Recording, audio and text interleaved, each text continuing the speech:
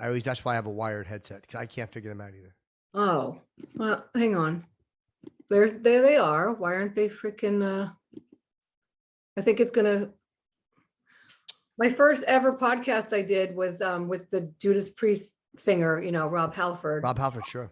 Oh, it says it's connected. What the fuck? Oh, Yeah. maybe because I turned on airplane mode. Yeah, probably. Yeah, Right. it's got something to do with also in your settings. I don't know how to mess with it either. I'm very bad with that. All right, notifications. I'm turning all notifications. All right. Hang on. What the fuck? No, I want to try these things because I don't want to shout at the shout Yes. at the devil. All right, hang on. Okay, you fuckers. I want them to work though. Wait, Bluetooth. Okay. Bluetooth off. Bluetooth on. Mhm. Let's see think if it's this gonna work. works. Come on, you fucker. Come on. Not connected. Are you kidding? That's why I'm having camera issues too. I have problems with this camera connection. Very, very frustrating. This Yeah, what the Logitech fuck? never I'm works. surprised any podcast get done with all these challenges. Like, let me like. Well, I can hear you. I know, but like the sound, the end. I'm gonna put them back in their little pod case, and then when I take them out of their nest again, maybe they'll connect. Right, here we go. Yeah. I hope. Oh, they work. Good, good. I think I heard something. Oh, you fucking things. Can you hear this? All right, one more time. Hang on. I'm wait. Okay, I'm gonna turn the Bluetooth off the phone. Okay, what about now? I hear you. Fucking things. One more second. All right, That's okay. Bluetooth. Okay, connect, fuckers. It was working fine when I was listening to iTunes. It's fucking, what the hell? Come on, you dick. I don't understand it. Come on. You ass. Seriously, what good are they if they don't work when you need them? Yeah, they never work with the they never work with Zoom. Well, they did with Rob Halford. I mean, shall we call him and ask him how the fuck he did it? Like, what the fuck? All right. I know. It looks like cum dripping out of my ear anyways. I don't like them. Yeah, I don't like them either. I mean, I'll Right. use them for everything else, but not for that. Okay, putting these bastards to bed. So we're going to pretend that we just now started. Is it okay side by side, by the way, or do you prefer when you're Doesn't matter. However you want, because I can see you however I want. I can, as fat as I've gotten, I don't care how you do it. There's no way you can make me look good. So whichever way you want to show it is fine with me. All right, okay. Well, anyway, how the hell have you been, Jim? I'm okay. You look great. I just, I'm back on my diet because I fattened up in the pandemic. I'm really, really annoyed at myself. So aside from that, I'm okay. Your face looks skinny. Thank you, but it's an illusion because that's why I wear black. I'm like fucking Marlon Brando at the end of his career, just trying to like wear dark clothes and blend in. Well, it's all smoke and mirrors. All smoke and mirrors. Yeah, it really is. It looks like you're in Hawaii or something, but I thought you were in Canada. I'm confused. Like where? No. I'm in New York. This is the same backdrop as Tony Montana's office in Scarface. So that's why I love it. I could always change it, but I love it. Right. I have never seen Scarface. I'm one of those people. Really? I've never seen it. I was too busy hanging out with rock stars growing up. I did not watch many movies. Yeah, but what did you talk about if you didn't talk about movies? That's all I'd want to talk about with someone is Scarface. That's it. What else? All right, let me say I stand corrected. That would be a more enjoyable subject than Al Pacino's film. You're right. I stand corrected. No, actually, I talk about music. I'm all about the music. It's funny. I just my reading habits have gotten so bad. Like I'm such a shit reader. I'm all over the place. I blink. I don't want to read. So I started doing books on tape, and I'm about 20 minutes away from finishing Zeppelin's book. It's really good. Which one? It's just called, I'll tell you, it was like a 20-hour listen. But I finally discovered Audible in 2022. It's just called Led Zeppelin by this guy, Bob Spitz. And it's narrated by some guy with a good voice. But I got addicted to books on tape recently. So I'm actually going through books again finally. Nice. I think you should do your book, like audiobook, and speak your own book. Well, I did. I didn't enjoy making an audio book because they're like, could you slow down? Could you say it like this? And I'm so, I just talk. I kind of like, I stumble when I talk. Frank Caliendo pointed that out to me. I kind of stumble. Who So was I'm telling not you good to at, slow down? what's that? Who was telling you to slow down? Well, when you're doing a book on tape, there's a way they want it to sound. Like, okay, could you say that again? Yes. So we drove to San Francisco. Like it has to be a certain way. And I kind of hated making it, you know? Yeah, I can. You can't alter your persona. That's ridiculous. Why don't you just do it on your own? And like Didi Ramon, he wrote a book and he didn't even use an editor or anything, and the fans Oh. prefer that. It was done by Simon and Schuster, and they asked me to do it a certain way. So I was like, yeah, all right, whatever they like. They know better than me. I just didn't enjoy the process. But people who have heard it say, hey, yeah, I like listening to it. Sounds good. So maybe I'm just ultra critical. Or I didn't like making it. But anything with my voice, I hate and I never listen to. So Well, people can listen to it on twice as fast, right? So that if it's if you're talking yes, slow for Simon and Schuster, they can click on that button and you can't slow down a New Yorker. But I did hear that you were in Montreal for a while, right? I've been in and out all over the place. I've been here for now and for a long time in New York, but I did a lot of traveling, a lot of bouncing around. I just got really crazy and stir crazy. But I'm happy things are normal again. Like I'm really, where I haven't been in a while. I want to go out and see my manager in LA. I kind of want to go out there. It's nice to be doing gigs again, just to kind of feel like a person. Have you had COVID? I just got over it. I've had it twice already, and it was like a bad cold. I have a list of questions for you. Where the hell did I put No, them? See how unorganized them? that's Hang okay. on for a second. Here it is. Or is it? Where the hell? Oh God.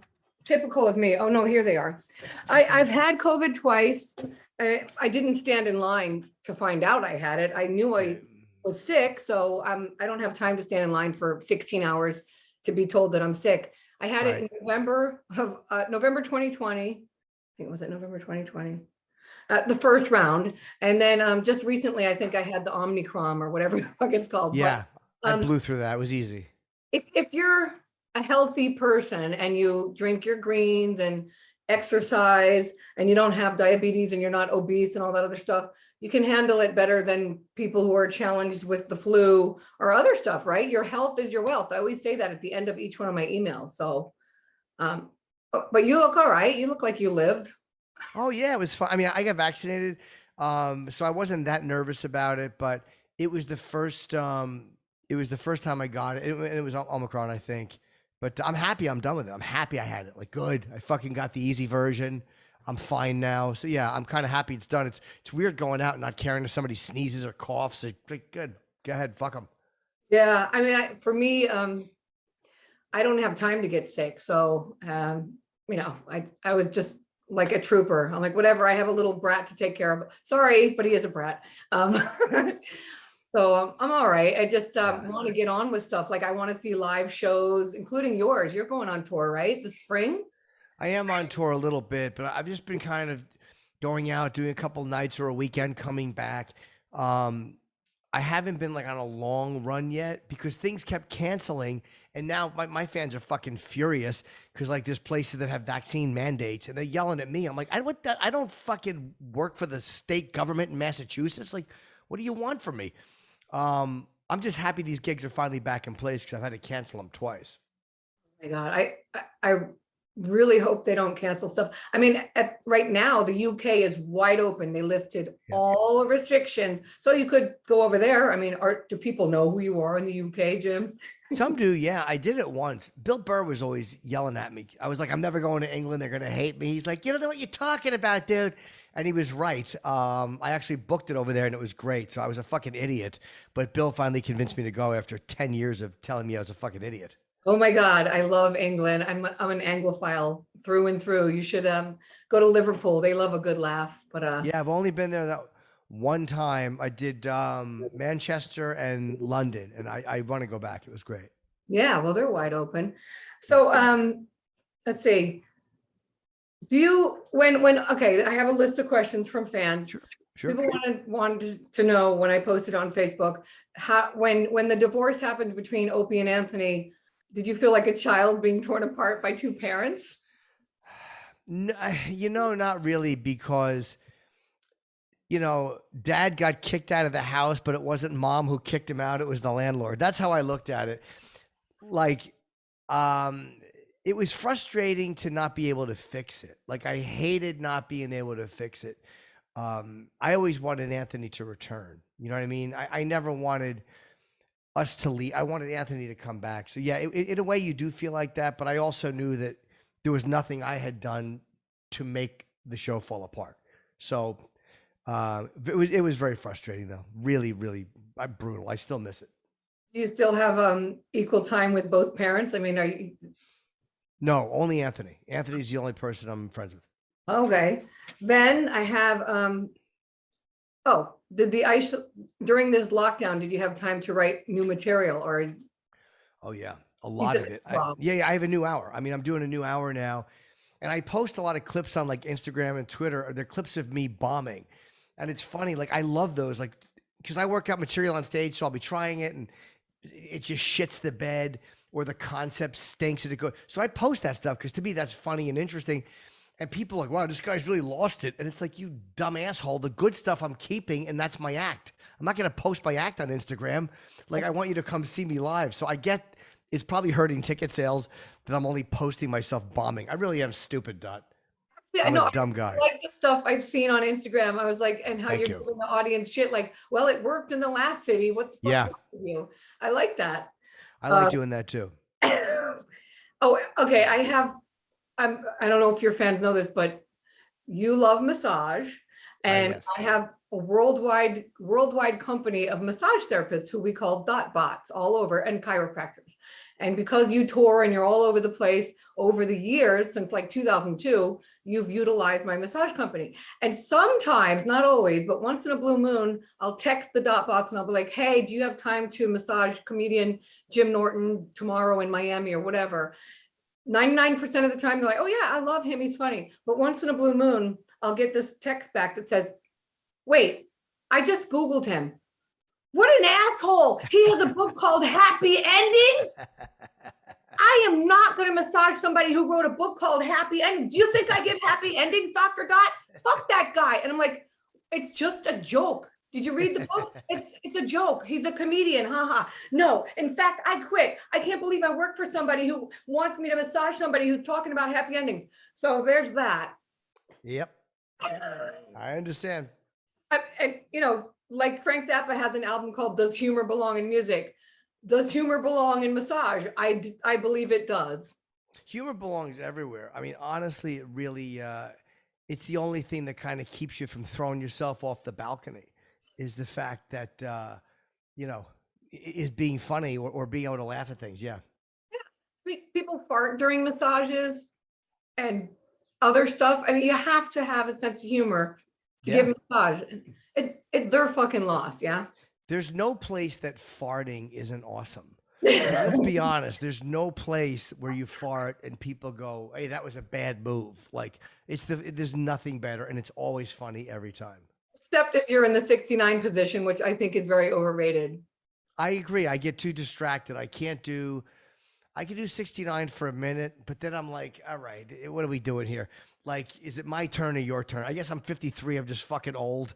And I'm like, I'm not good at like multitasking. I get distracted. I lose interest. Yeah, I understand. It is overrated. It's Yeah, good when you're young. When you're 20, 69ing is so awesome because you talk about it a lot. But, yeah. yeah, it's just so overrated. Like concentrate on one thing at a time, I hate that. It's like being on two different amusement park rides at the same time. Then I have an Yes. ex dot bot. I asked her because she and I have been joking about you for like over a decade. she's a very chubby girl, and she's from Long Island, moved out to somewhere in the middle of nowhere, Washington. And I was like, hey, Allison, guess who I'm going to do a podcast with? I had to fire her because she did something naughty with a rock star. I'm like, you're my friend, but anyways, I said, I need a question for Jim Norton. Come at me. She goes, okay. She goes, I know he's afraid of heavy massage therapists. And she said she's going to sit on you someday, take all of her fatness and rub it all over you until your dick permanently retracts. So Tell her she's more than welcome. I mean, the way I've gotten so fucking fat that my dick is pretty retracted as it is. So it would be a very easy task. yeah, she's like, he's discriminating against us fat massage therapists. I'm like, you know what? He's afraid. It's not that he's like, he doesn't like fat people. He's just afraid. He has a phobia of getting suffocated or something. I don't know what it is, but yeah, or if somebody I've had a couple of big massage therapists. I mean, believe me, I haven't had all, and sometimes they're a little bit too rough and a little bit too strong. Yeah, maybe that's it. I think you're afraid of someone could kick your ass. yeah, which is not hard to do. I got an amazing massage by a Cuban, a Cuban ex-military guy. He worked in like a Ritz. They have like thing, and he dug his elbows because I have a problem with my right leg. And he really fixed me for like 6 months. It hurt though. It was a really uncomfortable massage. But yeah, he ripped me apart with his elbows, and then I was walking well for 6 months. No pain, no gain. Yeah, yeah. So you're cheating on us, huh? I get very few anymore. I'm just too distracted, and I'm too busy, and I got fat. When I lose 20 pounds, I'll consider it again. That is silly. We've seen it all and smelt it all. That's true. So another fan question. How did you meet Ozzy? I first met Ozzy at MTV in 1997, but I got to know him after he had been on Opie and Anthony once or twice. And then Sharon really liked me after we interviewed Sharon Osbourne. And then she knew how much I loved Ozzy, and she liked how I dealt with him. So she started always approving me for interviews, and she would always approve us to have Ozzy on because she knew I was never going to try to make him look like a dick. And then there were things like with record labels where it was like, hey, we need someone to do a 1 hour interview with Ozzy, just one-on-one. And Sharon goes, get Jim Norton. They had me do something. It was so cool.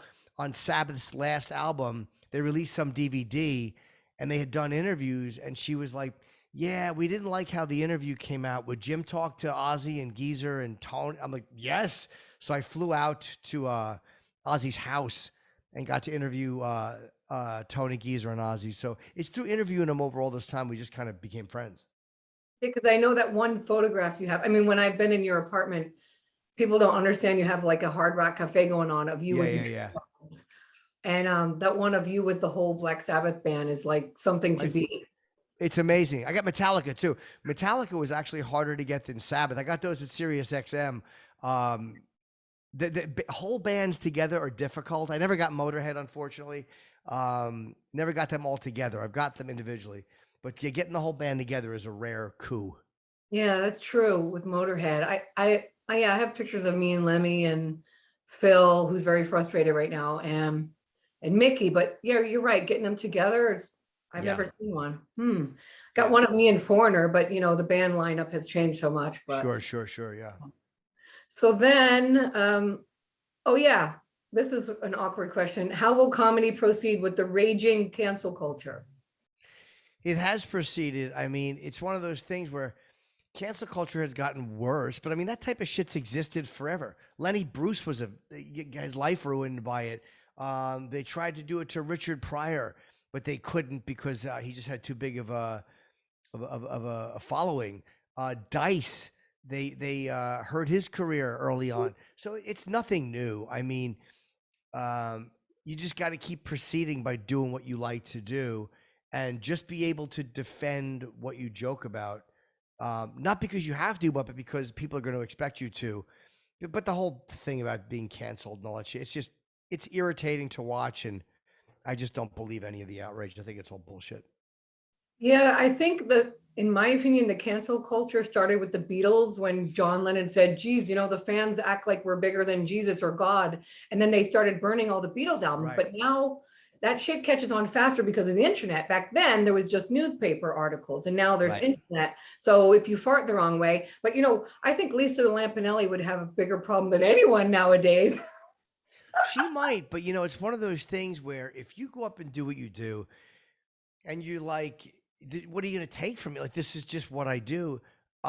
It's usually people with big network deals and things like that, that kind of get like a little bit worried about stuff they say or old jokes they've told. But hey, look, fucking actors can say anything in a movie, so I don't understand what the problem with stand up is. It's just it's all nonsense. I mean, I love the way Dave Chappelle just said, "Come at me," Yeah. because he's involved with Netflix, right? So that was pretty risky. Well, Chappelle can do that because Chappelle has more money than any of us, but he's also walked away already. Like, and everybody knows he's not bluffing. Like, if Dave says I'll walk or I don't care if you get rid of me, people know that he means it because he's already walked away from Hollywood. So there's really nothing they can hold over his head. You know what I mean? There's nothing they can do to Dave because he's not beholden to any of them because he's already told the whole business to go fuck itself years ago. Right. And he could always play the race card. He'd be like, "Oh, you're coming at me." You know what I'm saying? Like, I just love him. He has. I don't think he would though. Like, I don't think he would play it unless it was actually accurate. Like, I don't think he would say you're coming after me because I'm black unless he really felt that had something to do with it. He seems willing just to kind of let people's anger stand on its own. He doesn't seem to make it about anything other than what it is that they're complaining about. Like, what I mean? He doesn't try to dilute it by throwing race into it. I love that about him. But I mean, as a joke, if I was him, I'd be like, "Oh, you're coming at me because you know what I mean." I think he's It's taken me a long time to get to like his stuff because what I can't stand in any kind of comedy routine, whether it's Chris Rock or whoever, I don't like it when people talk about race. I'm so sick of hearing it. It's boring. Yeah, I'm sick of it too. I'm so tired of it. It's like, come on. But I start to love him now. He cracks me up. So now, the tour that you're going to go on, is it sold out because people have been gagging for it for so long? Because I want to go.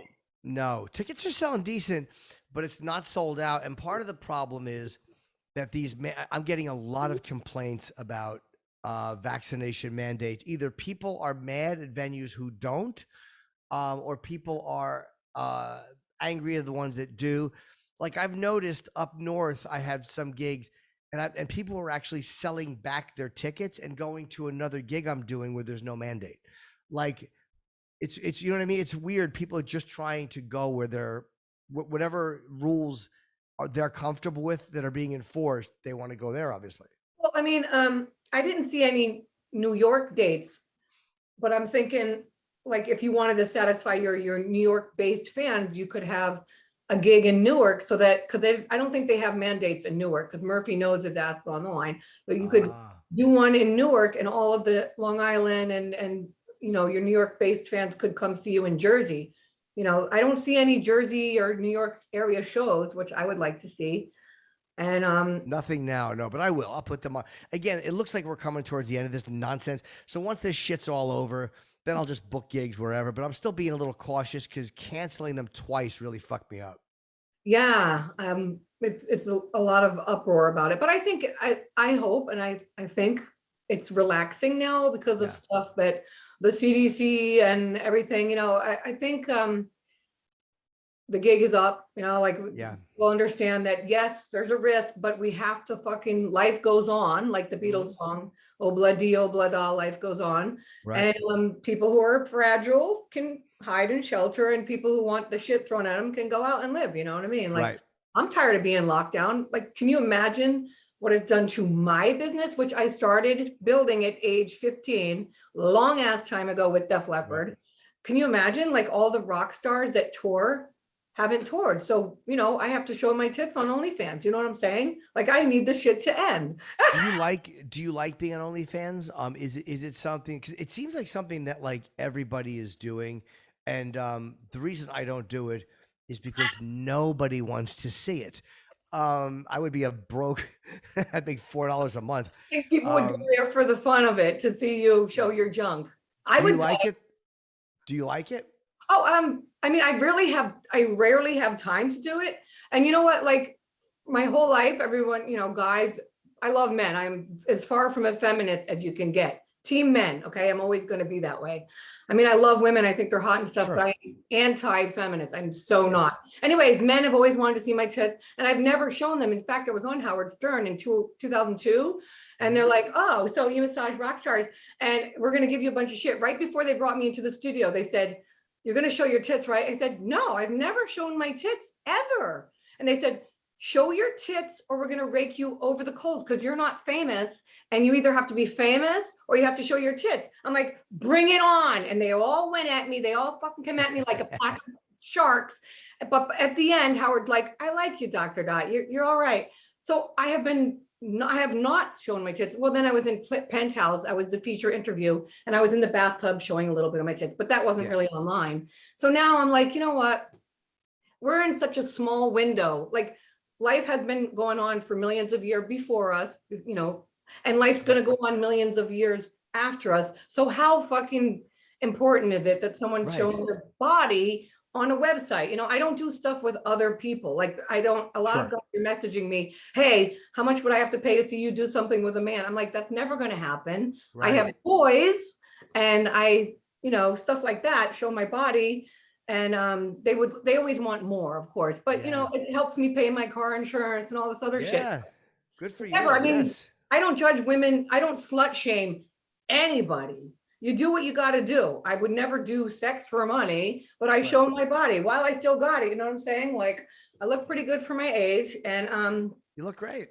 I eat healthy. I don't smoke, and you are what you eat. You know what I'm saying? So I think you look good for your age. I mean, at least you haven't porked out or anything. No, You I don't. have a little bit though. Believe me, I'm back on my diet, but if I had kept away, I'd be showing my tits on OnlyFans. I'm at that point where they really are getting voluminous. So yeah, I How funny finally, would it be for you to show your moobs? I, Like, you could start a trend. You could start a trend. I bet you would attract mostly gays, though. yeah, there's a comic I know named Stavros, and he would post really funny like Instagram pictures of himself naked, but and gay guys thought he was like a bear or whatever, and would go be all over him. They loved him. But you used to do squats and all that stuff. I was like, oh wow, Jim's really into it, and you just got out of it. Yeah, the pandemic did it, just depression and boredom. But now I'm getting back into, I was too skinny at one point. Like I look at myself and I'm like, ugh, I think I had fucking pancreatic cancer. I was just like, ugh. I was gaunt and I had that like sickly, when someone's dying in the hospital and the family comes in and they all take a selfie, that sickly, Yeah, fucking thin face, and you got skinny lines neck. right there. Yeah. Yeah, you don't want to be. But when I met you, the first time I met you was in 2002, because after Howard Yeah, Stern was a hot commodity, and then Opie and Anthony called, and that's when I met you. I was dressed that's as the right. doctor, Dr. Dot, and you were you were not fat, but you were, chubby. I was much chubbier. Yeah, You were meteor. I was a pig, No, but fat you weren't pig. fat, and you looked healthy. Go back and look at the picture. You didn't look obese, and you didn't Yeah. look grossly, so I think you held up pretty good, Thank considering you. you could get as much food as you want and alcohol and all that other Yeah. shit. Are you sober? I was just curious. Oh yeah, yeah. Since I'm 18. I mean, ever since you've known me, I've been sober. Yeah. Wow. So, I mean, had you not been sober, I mean, didn't Louis Anderson just pass the other day? Yeah, it's funny. I really I loved Louis. He changed my life. Um I did the Louis Anderson show in 97 in Santa Monica Pier. And that weekend, his opener, the person who would do warm up for him, her name is Patty Ross. And me and Jim Florentine were talking about how much we love Andrew Dice Clay. And she's like, Dice is my best friend. So she introduced us to Dice. And then I went on the road with Dice for a couple of years. Then Dice introduced me to Opie and Anthony. Like that Louis Anderson appearance changed my life. I loved Louis. I was really happy I got to tell him that too. I got to tell him how he changed my life and how much I appreciated what he did and I loved him. And so I'm really happy that over the years I get to see him here and there. And it was always nice to talk, and he was always so genuine. Everybody loved him. Him and Saget both. I mean, there were guys that there's no phony accolades being thrown out. Like all the accolades are legit. Like everybody really feels that way about these guys. Yeah, I've never got to meet him, but that was such a shocker when he passed. And it was like, do I cry for Meatloaf? Do I cry for Louis? It was like a really shitty day. Meatloaf, that's right. Yeah.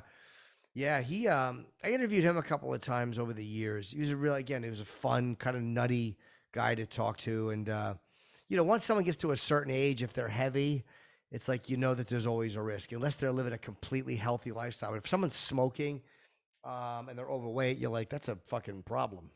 Yeah. You're playing with your life there, doing all that stuff. Yes. I mean, having 20 extra pounds is a lot different than having 100 extra pounds. You know what I mean? But Yeah. comedians, people seem to love them when they're like that, like they're like, porky, and they make fun of themselves. So Yeah. no one has the balls to say, you need to fucking, I think Lisa Lampanelli lost a lot of weight though. She did. I haven't seen her in a couple of years, but the last time I saw Lisa, she had dropped a lot of weight. Um, and she looked good. I mean, I think she's doing like some motivational speaking now or something. I'm not honestly not sure. I'm sure whatever she's doing is making money though. She always made a good amount of money. And hopefully she'll find a way to, I mean, I've seen her live and I was like, I think I bothered you once. I'm like, Jim, I really want to massage Lisa, you know? Oh yeah, yeah, yeah. I'm looking at pictures of her now.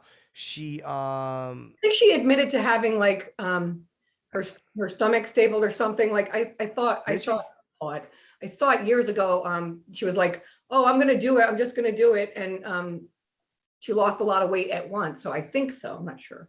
Oh, I honestly don't know. I always love Lisa though, so I hope she's well. Yeah, she didn't. She's like, I've had more dick in me than the urinal at the Apollo. Like,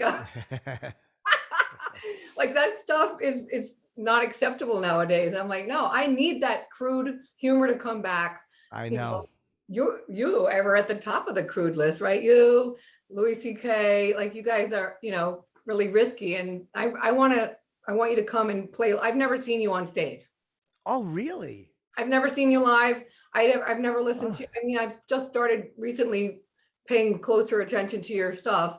And I mean, because for me, you're a friend. yeah, And I like it better when I'm friends with someone and then I become a fan rather than the other way around. And yeah. like, I love Rob Halford, but I don't know every song from Judas Priest. You know what I mean? Right. And by the way, what do you think of Judas Priest? I never got to ask you that. Love them. I was listening to this Zeppelin album, and they were sorry, the Zeppelin book, and it annoyed me because they were talking about like Zeppelin having certain open acts for this major gig they were doing in like the late '70s, and they said they couldn't get great opening acts. They used pedestrian heavy metal bands, and then one of the pedestrian bands they named was Judas Priest, and I'm like, fuck whoever wrote that. Fuck this author. I was really annoyed. It's like they're so phenomenal. Rob Halford's voice is held up so well. I even like there's a great acoustic version of Diamonds and Rust he's doing where he's just kind of walking back and forth on the stage. I think it's in Florida. So yeah, Halford's voice is very underrated. Yeah, he and I talked about that song and how much it meant to him during the podcast. In fact, you gave me the advice. I came to you and I'm like, Jim, almighty king of the podcast, I need your advice. I'm going to start doing podcasts. By the way, I found out since then you can't make any money with podcasts. So that's why No, I go on no. OnlyFans for money and I do the podcast for fun. Sure. But your advice was, I go, so Jim, give me some advice. How can I do podcasts? What can I do to make it better? And your fucking advice was like, shut up. I'm like, beg your pardon? You go, just shut up. And that's how you do a podcast. I'm like, oh. Oh, you mean like letting people talk? I wasn't saying you talk too much, but I mean like I think that sometimes people make the mistake of not. Was that what I meant? Like not letting guests talk? Exactly. You weren't saying that I talk a lot. Right. Okay. You were saying like for example, well, no, I don't want to give that example. Right. There are some people on the news that give interviews to very important people and they don't let the person talk. So I was like, oh, he's right. That makes sense. Right. Yeah. Yeah, so that helped. And then I have another question because you and I are on polar opposites as far as sleep schedules. Okay. Yeah. That's the number one horrific thing about me that nobody that I know likes. They hate me my whole life because I'm a night person. Yeah. Not partying. I'm just a creature of the night. I like the silence to Sure. focus on my stuff. You fucking get up at like 4 a.m. I go to bed at 7 a.m. No, I actually get up at 7 now. We went an hour later. We go from 8 to 11. But a comedian schedule is kind of like yours. It's a vampire schedule. So for the first 10 years of my career, I did that. And I got so fucking used to it. But I didn't get anything done. because everything's closed at night. I was getting up at 2 or 3 in the afternoon. You know, you wake up, you drink your coffee, you shit. By the time you leave the house at 5 p.m., everything's closed. So this has enabled me to like live like a person. From 2004 until now, getting up early has actually been really helpful because, hey, I go to the bank or I do all this other normal person stuff during the day, which is I need to do. I can never get to the post office. Never. Yeah, I understand. I pay people to go to the post office for Yeah, me. I can't. I can never make it to the. I But totally get it. but on the other hand, I don't have any wrinkles because I've never had sun damage. I never see the sun. No, you look great. Yeah, and I think that's I've also avoided the sun Yeah, because you're again, pretty pale. what's that? You're pretty pale. I'm like a cadaver. I am like a cadaver, and I mean when I fuck, just I lay there. But I mean, I like being pale because the wrinkles don't show up, and I don't want to get cancer. Yeah, exactly. There's plenty of reasons. So you have to take vitamin D pills, I obviously. guess so. I don't do it, but yeah, as you're probably supposed to. Oh, you're supposed to, but don't overdo it. Take a low dose because I used to take 5,000 IUs or whatever. And then I got 2 brain tumors from taking too much vitamin D. I had brain surgery twice to remove tumors. They were not cancer. It was little fucking vitamin D meatballs. Swear to God. It's called Wow. Yeah. neurosarcoidosis. Because I was like, oh, I never see the sun. I have to take tons of vitamin D. So take a low dose, but every Hey, other. when you did your brain surgery, were you awake for it or asleep? Because they do keep people awake sometimes for it to Oh, see if they're fucking hitting the wrong. Like they'll keep you awake, they'll numb you, and apparently your brain doesn't have pain sensors. So they'll do it and they'll go, okay, now raise your arm, and you'll do these things so they know that they're not hitting vital nerves or whatever connections in your brain. oh no, they said you're gonna go night night, and they put a mask Oh, on, and I was like, so the first one was August 2016, and then again January 2017, because I didn't like. I mean, they literally take the top of your head off, yeah. and I was like, I can feel some screws here. Like, can you take the screws out? So I went back for like I'm like Frankenstein, but I held out okay. I'm a tough motherfucker, but I was not awake. I was Oh, not. okay, yeah. Maybe it's only certain types that they have to keep people awake for. It might just be certain kinds. Yeah, and I did not fall for the old, here's some Percocet. I didn't even open the bottle of Percocet. I just took a couple Tylenol extra strength because I was alone with my kid. I couldn't be knocked, I had to get up off my ass right away. Right, right, right. So come at me, bro. Yeah. But anyways, I thought you were in Montreal. I mean, there's no reason for us not to be able to have dinner or something. So stop Whenever fucking. you want. I know where Yeah. you live. I know where you live. Whenever you want, we'll grab lunch or dinner, whatever you want. I'm happy to do that. Yeah, I've been going out a lot actually because now that things are just kind of normaling out a little, and once you have COVID and you're through it, you're like, fuck it, I'll eat anywhere. I don't Well, care. I'll do you literally have to show your papers when you go to a restaurant? yeah, in New York you do. I have them, so I don't really care. But yeah, in New York they're requiring it. Or what are they going to start saying? Oh, I see you have your papers, but you don't have the next one and the next one. Is it going to be You like know, that? I don't know. I hope not, but I mean, they might. I really don't know. I mean, I don't think they know. It's every day there's a new set of fucking speculation, and it's very frustrating. I know that no wonder everyone's confused and divided because Yep. there's like I just hope everyone can come back together again because people are like mask versus no mask, uh, immunization versus none, and it's like, come on, we have enough reasons to. Life's hard enough. Let's just get back to getting our shit done. You know what I mean? Yeah, yeah, yeah. And I Like we follow. need I comedy. could. What's that? We need comedy. It helps. It does help. And I missed not doing it for a year. I really missed. I wasn't on stage for over a year just because everything was closed, and again, being in my 50s, I was scared to get in like long-term COVID and my fucking brain fog. Like that's what scared me was brain fog. Like I didn't want to have that if I could avoid it. Yeah, but I mean, did you have any bad after No, effect? Oh, that's cool. no, not at all. I'd love to blame getting fat on COVID, but I was fat and then I got COVID. I'm 5 pounds away from calling it a comorbidity. Yeah, no, I didn't have any effects at all. Minor sore throat for like 2 days.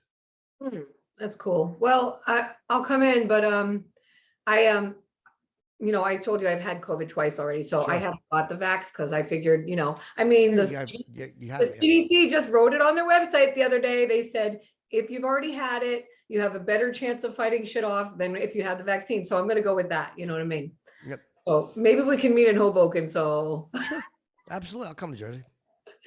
all right, hon. Well, I appreciate, your time. I know you have to rush off and do something else. Yeah, I have to be somewhere and now it's 10 minutes. But I love talking to you. I'm happy we finally were able to do it. I know we've tried, missed each other a few times, but Yeah. we'll do it again. Yeah, absolutely. As soon as your tour starts, I'm going to bother you again. Okay. Yeah, and come live, like whenever you want to come to the city or something, or come see me in Jersey or whatever. Just let me know, and I'll make sure that you get in. I mean, it'd be great to see you. Yeah. Before you